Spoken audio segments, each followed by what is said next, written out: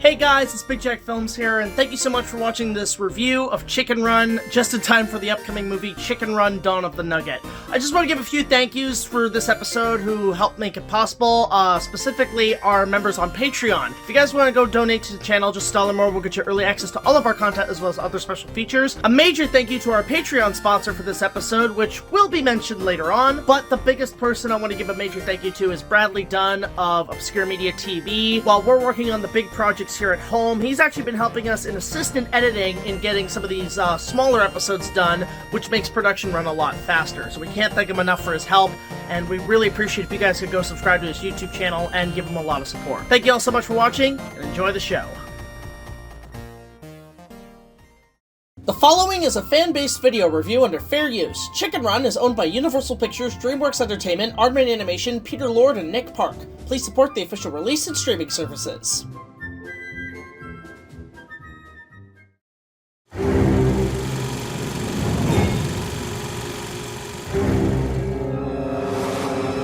Coming up with some ideas of how we can back everything up. We should have a password code to keep things minimal. I don't care what it takes! They'll be damned before I let Coppola Commander take the prize! Get him! Take this and get as far away from here as possible.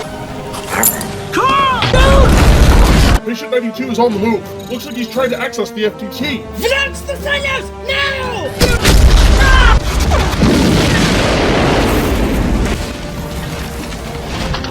Capturing Patient 92 is nothing compared to accessing the tech to the FTT, which your Dr. Terror invented! Do not let the asset escape! Ardman! I really hated that guy. Search the ground for the warrior. Cell's here. So is Cobra Commander. They've got dealings with the Red Ribbon Army. You might want to stay cautious. We gotta find the kid. Fail the search. Report to the Master. We must seek the prize before the meta-human control does.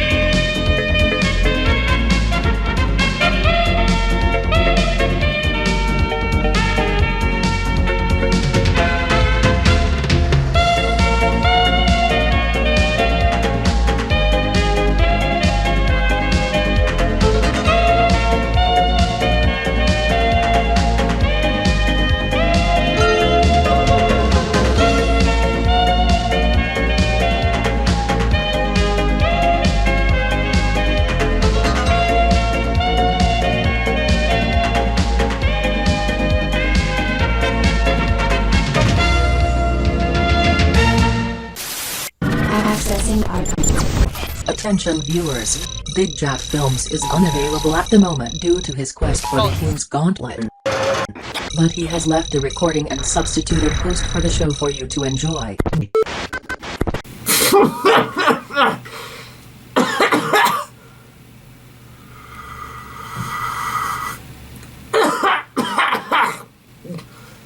Oh, hey guys, what's up? It's BigJackFilms here, and welcome to another review. Please forgive me for my absence for so long since our Halloween special, but unfortunately I've come up extremely sick, and though I am a hologram, that doesn't really make any sense. I guess it's a computer virus. But here I am sitting a cup of chicken noodle soup, and I came to the realization I haven't talked about Ardman yet, have I? Well, it was that or a bad segment about bad chicken movies. Yeah, surprisingly I have yet to discuss one of my favorite animation divisions, given my love for their content along with being a stop-motion animator. Founded in 1971 in Bristol, England, Aardman was created by Peter Lord, David Sproxson, Barry Purves, and Nick Park, as an animation division specializing in the stop-motion art form of claymation, which, yes, is what started as a material specifically plasticine, mostly uses traditional stop-motion armatures and latex. The clay part is more in the puppet style. Claymation has, of course, been a staple of stop motion since the beginning, of course, with Willis O'Brien's original test, and this innovation was using clay sculptures as a starting point. But by the 50s, its most popular use was by the likes of Art Clokey with the Gumby franchise, which maybe someday I'll cover. But with Aardman, the genre became iconic more than ever as their films went from shorts to festivals and eventually Oscar status. While shorts like Creature Comforts along others earned them critical praise and more, it was of course the dynamic duo of Wallace and Gromit that brought Aardman fame and innovations, with the original trilogy of shorts, A Grand Day Out, The Wrong Trousers, and A Close Shave, all of which made me a fan of the studio and the characters themselves. But in 2000, the studio pushed their efforts with their first ever feature-length animated film. And while this challenge wasn't the first to accomplish it, with The Nightmare Before Christmas and Gumby the Movie, Aardman pushed the technology even further with a loving tribute to the prisoner escape genre. And thanks to this month's Patreon sponsor, and the film's upcoming sequel on Netflix, let's look back on the first batch of eggs with the runaway comedy simply known as Chicken Run.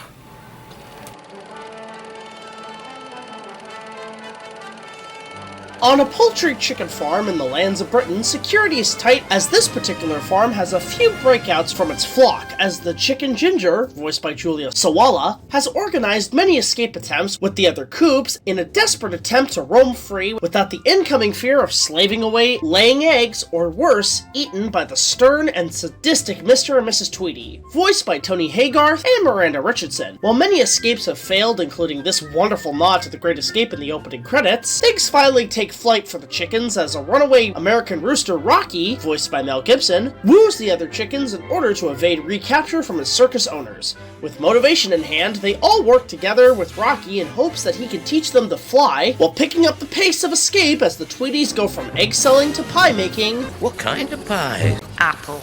My favorite. Now I wish. Chicken pies. That will lead to the chicken's ultimate doom. So it's probably no surprise that 23 years since its release that Chicken Run, in my opinion, is not only a stop-motion marvel, but still holds up as a wonderful piece of original creative entertainment. I remember seeing this film back in the day at the now long gone Roxy Theatre in Midland, Ontario, where my family and I used to spend our cottage summer days not knowing what was in store when the movie came out. And by the end of it, I was really engaged with the concept. This was actually my first exposure to the prisoner escape genre, and it delivered a really inspiring viewing experience in which afterwards started to enjoy the genre in other animated content from Disney's Recess to the forgotten Warner Brothers animated series Detention, which...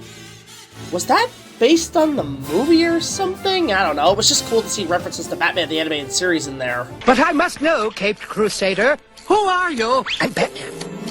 I'm Batman. I'm Batman. I'm Batman. But back to Chicken Run. The film was a wonderful tribute to not just the genre, but got me introduced to one of my favorite films of all time, The Great Escape, for which the film was inspired by and homaged with great details from both the cast and filmmakers. And outside of its influences, it also delivered a fun comedic story, some high-class stop-motion photography, and a nice round of colorful clay-sculpted characters. Ginger, being the hero of the picture, has all the traits and likes of the Big X from The Great Escape. And yes, folks, it's hard to avoid, but this review will be making tons of references to, and not only shows great trials as a leader, but determination and skills to never give up, and as Mr. Tweedy is always suspicious of, incredibly organized. That ginger one, I reckon she's their leader. Mr. Tweedy! All she wants is to see her flock get out and enjoy the better things in life, and not just be reduced to being food for the higher-ups. There's so much wit and heart in this character, and Julia Sawalha did a fantastic job. We've got to get out of here. Ginger, are we still on? Spread the word, Mac. Meeting tonight in Hut 17. Why 17? This is the 17th tunnel Danny started. It's unfortunate she wasn't able to come back for the sequel, and kudos to her for raising concern about it to the fans, but personally, she's the better voice to round up a fun heroine for the story. Or should I say, heroine. Yeah, that joke sucked. Carry on. But then we have the somewhat elephant in the room, or in this case the rooster in the henhouse, with Rocky Rhodes, the male lead, but also acting as a reverse as the love interest to the main character, which is not only refreshing for an animated film, but plays off some great humor, and Rocky overall is a funny guy, all things considered, being very much the Han Solo type. Couldn't agree more, and I will be leaving that way. Which doesn't sit well for the other cock on the farm. And that's not meant to be offensive, that's the male name of chickens, folks. Do some homework. Cocktail! I have mentioned before that I am aware that Mel Gibson doesn't get the best recognition given his questionable behavior in real life. But to be honest, he's pretty okay here. It's interesting to see him take on a role like this, given his line of work. I guess being a fan of Aardman and possibly wanting to make something for his kids probably gave him a reason to take it on. Cracking toast, Gromit. And the Wallace and Gromit series, you know, with the dog and the guy, and I mean, they're hilarious and they're very well done. I mean, it's astounding what they can do with this claymation stuff. But given his behavior afterwards, it's clear why he didn't come back for the second one, and Rocky is just a character on his own. I wasn't actually cast, I was hatched. I guess you could say I was born to play this part. But the chemistry between Rocky and Ginger is really funny to watch, and overall the two work together amazingly well in some of the best scenes in the movie. Up and down before you can say mixed vegetables. The same can be said for the massive supporting cast, who take a lot of nods to the X organization, with the likes of Mac, voiced by Lynn Ferguson, a nod to Gordon Jackson's character, and Nick and Fetcher, voiced by Timothy Spell and Phil Daniels. So wow, this is what Wormtail did as a rat before being adopted as Scabbers by Ron Weasley. Like a fish? You stupid Norbert. The two are the main comic relief for the audience, and as the scroungers of the film. The guys who can get you anything in a prison, very much like James Garner's character Henley in The Great Escape. Right, when do we start?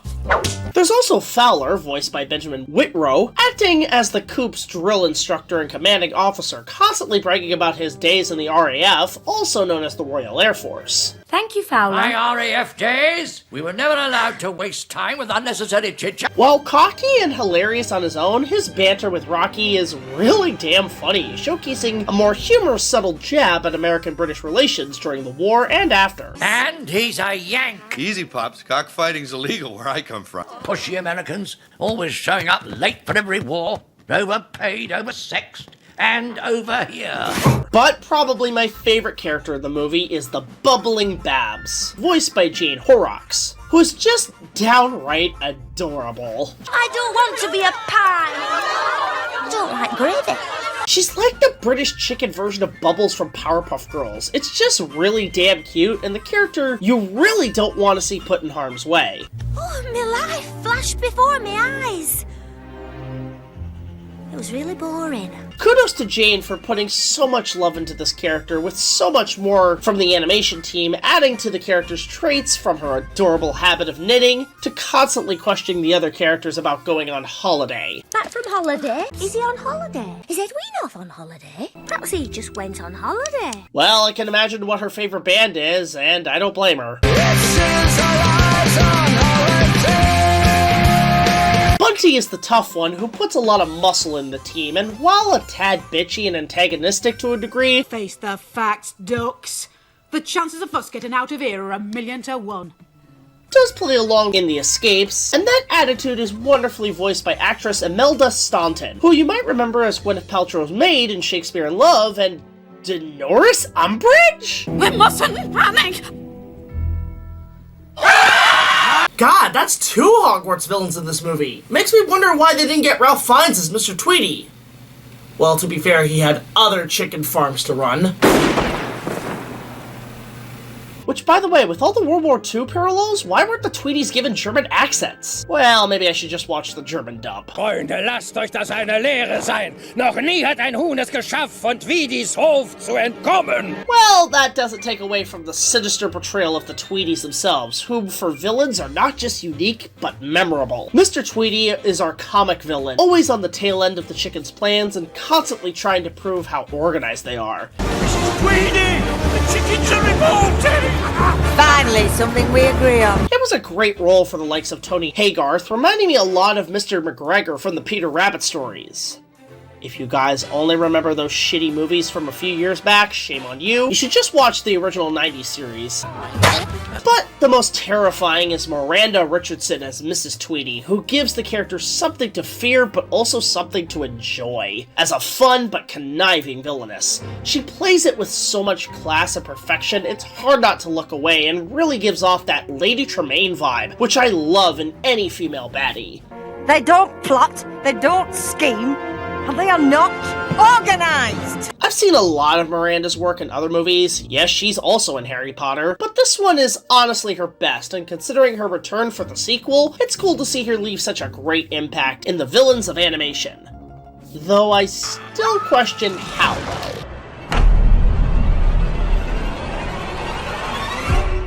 Welcome to the future. She's still alive?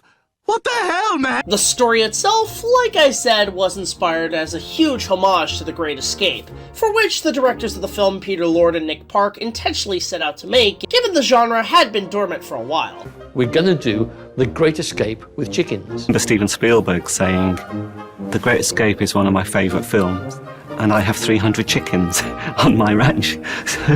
But while a tribute is one thing, they also gave it a few twists and turns with other means for the chickens to escape, especially how they build their elaborate escapes, and in the final act building a crate to fly off from the farm. A lot of the details from the sets, props, and wardrobes are incredibly impressive for an animated film, especially in the stop motion itself. And with that said, the animation in the film is top-notch from the studio, and it took 2.5 years to make from January 1998 to its release in the spring-summer season of 2000. 30 sets and over 80 stop-motion animators were brought on to make it, and to better pace the speed of production, with a limited budget of just over $45 million. And it proved well spent, because the animation is some of the best in stop-motion photography, and all the craftsmen and animators did a fantastic job in their efforts. And of course, were well received, as the film made back almost $230 million worldwide. Holy crap! They finally have found a way to make us some real money around here, and what are you on about? Ridiculous notions of escaping chickens. Making it a massive success for both Aardman and their newly partnered American company, Dreamworks Entertainment. Which, in terms of the origins of this project, after winning a few Academy Awards, most notably for the Wallace and Gromit shorts, Steven Spielberg and Jeffrey Katzenberg invited the creators over to Dreamworks to ask them in making a feature film, for which they happily agreed to. Don't worry, I'll teach you everything I know. It was cool to see Ardman participate with Dreamworks as part of their animation division after Jeffrey left Disney, making this review in some regards not just my first Ardman film, but Dreamworks as well, which is a studio I really want to dive into more down the line with a few of their other films that don't get much recognition, but someday I might give them the attention they deserve. I'm looking at you, Sheldorado. The score is composed by one of my favorite composers who I've not discussed yet, John Powell, and this is the first score I heard him do, and what a great introduction in my books. His score is what consumes the film to the love of The Great Escape, and is a total tribute to the works of Elmer Bernstein, and even somewhat of Jerry Goldsmith's work in Patton. From the main theme and even the opening music, immediately get you pumped for not only an amazing escapade of adventure, but the military march of battle. Gregson Williams also contributed to the score, and together also added great themes of comedy and thrills.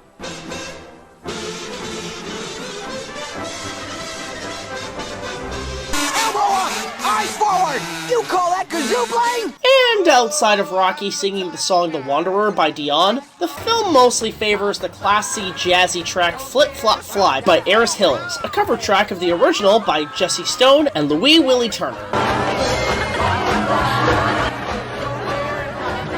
The soundtrack is easily available and worth a listen to if you're a fan of John Powell or DreamWorks soundtracks in general. That's called a beat, sister! Hell, to promote the movie, the studio used a lot of their own in-house soundtracks from previous films. Mouse Hunt, Ants, and even Gladiator, given both were released at the same time. The egg who became a chicken. We've got to get out of here. On June 23rd, a chicken will rise. Attack! Or they're all chicken pies. Chicken Run. Rated G. Hey, it beats the music used in Bangler King Kong, that's for sure. Such a bizarre piece of boogery Bollywood badness.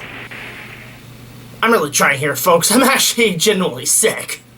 Even watching a recently released work print of the film online, the temp track really works on the film's tone.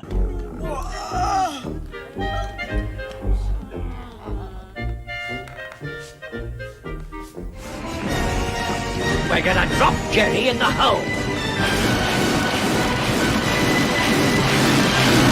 Honestly, Dreamworks for the time had a damn good run of box office returns in their first years, which nowadays, with their buyout from Universal, which also makes it a Universal review, I mean hell, Chicken Run got us an escape maze at one of their parks, makes me wonder how they'll do today going forward. I mean, outside of the movie doing gangbusters on home video, it also had a tie-in video game on the PlayStation, which by the way, check out Catacuris' old review of that, it's quite funny. But they don't know.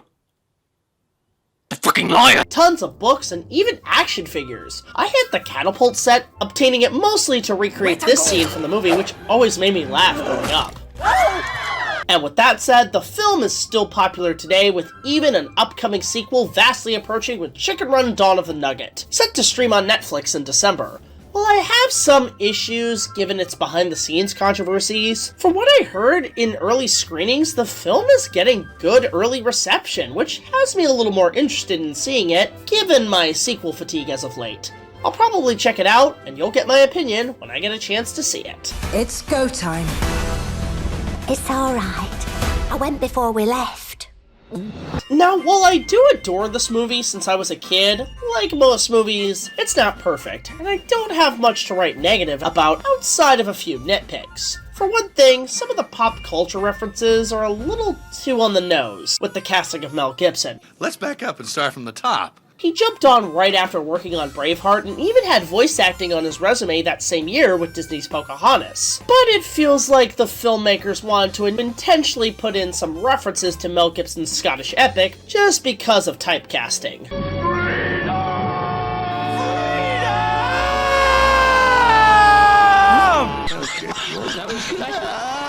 This is going to be played back to me at some date in the future, I know. The film also has, oddly enough, a lot of references to Lucasfilm and sci-fi properties from Aliens, Star Trek, A Klingon captain! The entrance can't take it! and most notably Star Wars. Look at the size of that thing. Look at the size of that thing. Cut the shot on Red 2. And I know it's not a coincidence because the filmmakers directly admitted on the commentary. And also there's the whole joke of it's like a scene from any big action thriller, sci-fi movie. Yeah. Indiana Jones, Star Wars, Aliens, whatever. But it's with chickens, and that was kind of the joke for us. Which, by the way, check out the old DVD of this movie. It's got tons of Easter eggs and fun features and menus. But one other nitpick I have is that the Tweenies are a tad underdeveloped to a degree. Now, they're still great villains, don't get me wrong, but being chicken farmers and being told from only the chicken's perspective, they seem a tad two-dimensional, only thinking about money and power in the food industry. If this was the filmmaker's intention as a subtle nod to the world's controversy on processed food, I totally understand. Though it could be worse, you could be frickin' Carnosaur, but some chicken farms, believe it or not, are well-cared facilities, and the Tweenies farm doesn't come off as factorial. I guess the idea is to see how something well-kept can become corrupt and industrial, becoming a bad thing, but something makes me think adding, say, a Tweenie kid or niece who empathizes with the chickens would have given the villains a touch of humanity too corrupted by capitalism to save. I don't know, maybe I'm digging a little too deep, but it's something to bring up, and it doesn't affect the viewing experience for me. So overall, I'd say in short, that Chicken Run is honestly still a fun animated time for the whole family. All in all, it's a stop-motion masterpiece, up there with the likes of The Nightmare Before Christmas, among many others, with tons of colorful characters, a great homage to a classic film, an action-packed soundtrack, and a wealth of gorgeous claymation goodness. With Dawn of the Nugget vastly approaching, it's good to see the film talked about again, and I hope my retrospective has gotten you interested in watching Chicken Run again. And if you haven't seen it, I'd highly recommend it, coming in at a 9.2 out of 10. It's a fun movie to flash on your screen, and worth digging a tunnel to find, or a flight to see.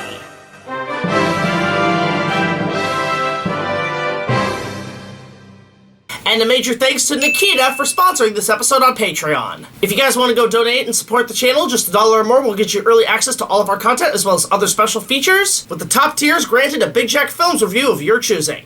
And don't forget to let us know your thoughts on Chicken Run and the upcoming sequel in the comments below. So until the next video, be sure to like, comment, subscribe, and I'll see you guys later. This is BigJackFilms, signing off. Oh, God. I think it's going to take a little longer to get rid of this virus, folks. See you later.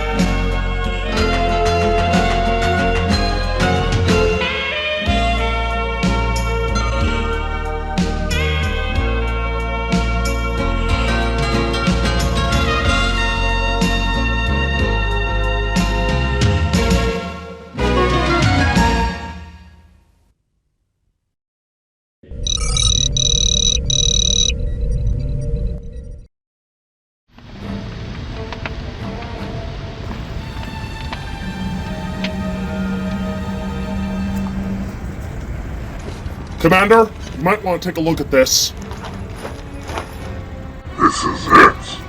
The memory drop to the code to unlock all fictional worlds. Dr. Richter once known service didn't die with Vane after all. Such a shame he will not be able to see it. Take this blast drop to my ship. We must report to the Master at once. Commander, Patient 92 has been spotted in the forest. We have him. Track the asset. Do not let him escape. That's not the problem, sir. The Goblocks are already on his trail. If they get to Patient 92 before us, capture him on the double. Kill any Goblocks that interfere. Yes, sir. Move out!